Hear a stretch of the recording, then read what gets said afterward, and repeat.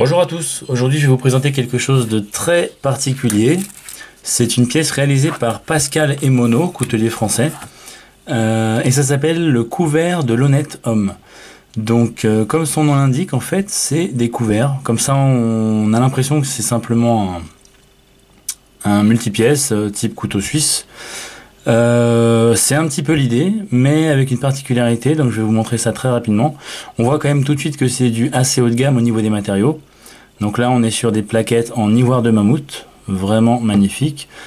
On a une lame, juste là, un tire-bouchon et une fourchette. Et la particularité de ce couteau, c'est lorsque l'on ouvre la fourchette, on déverrouille un mécanisme qui permet en fait de séparer le couteau de la fourchette. Est-ce que je vais y arriver? Voilà, merci.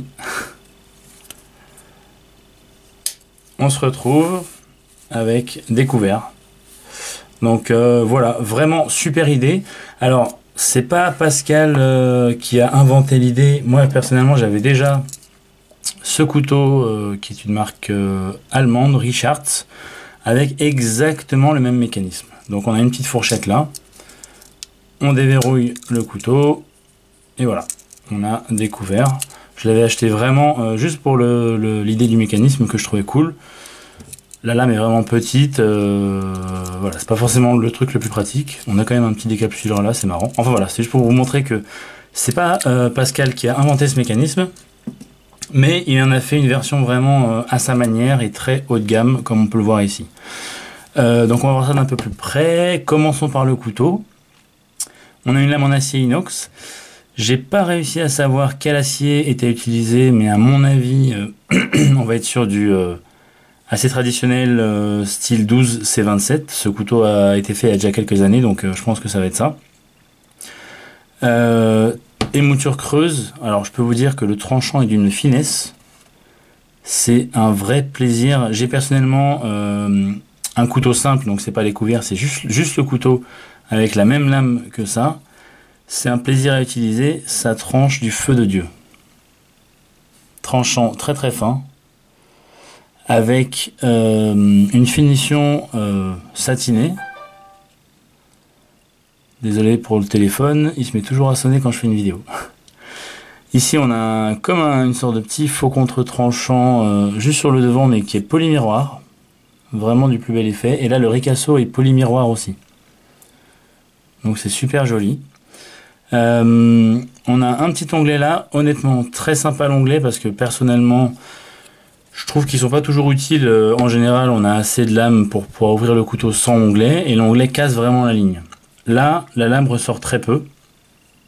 Là l'onglet est vraiment utile, donc c'est cool qu'il l'ait mis, et surtout il est fait de manière assez discrète, je trouve.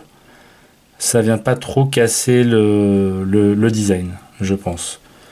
Donc voilà, comme vous pouvez le voir, c'est écran forcé. Donc là, on a un ressort pour la lame et pour le tire-bouchon, qui est assez joli aussi.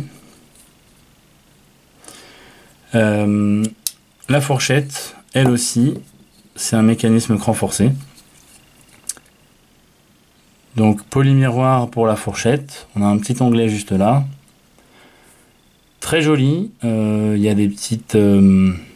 ça a été, comment dire, chanfreiné là sur les côtés. Je sais pas si on va le voir parce que c'est polymiroir, mais du coup ça donne quand même une belle finition à la fourchette, qui a une belle forme, très design, très jolie. Et la pointe a un style un peu, moi ça me fait penser à une queue de diable, mais voilà, il y a un côté un petit peu trident, un petit peu comme un harpon, une pointe de flèche, ce genre de choses quoi. Donc vraiment fourchette très sympa, très jolie. À l'intérieur, on est sur une finition satinée. Alors on voit que là sur les bords ça frotte un petit peu forcément avec le mécanisme, mais rien de bien méchant. Et ça frotte pas trop au milieu. D'ailleurs, quand c'est fermé comme ça, moi je pensais que c'était un défaut au départ, mais c'est légèrement bombé. Donc ça crée un petit jour au milieu là. À mon avis, c'est fait exprès pour éviter justement que ça frotte trop au milieu. Parce que moi j'ai vu des versions de ce couteau là qui étaient complètement gravées à l'intérieur. Du coup, c'est très joli, ça fait vraiment une gravure très discrète qui est révélée seulement une fois le mécanisme ouvert. Et voilà, donc à mon avis, c'est fait pour ça. Comme on a dit, plaquette en ivoire de mammouth, je pense stabilisée. Très très très joli mammouth, magnifique couleur. J'adore le côté craquelé. Après, ça donne un effet, je vais vous montrer, un effet asymétrique comme ça, comme on voit souvent aussi sur le bois de serre. Donc, je sais pas trop, je suis un peu mitigé. À la fois, j'aime bien, à la fois, je suis pas fan.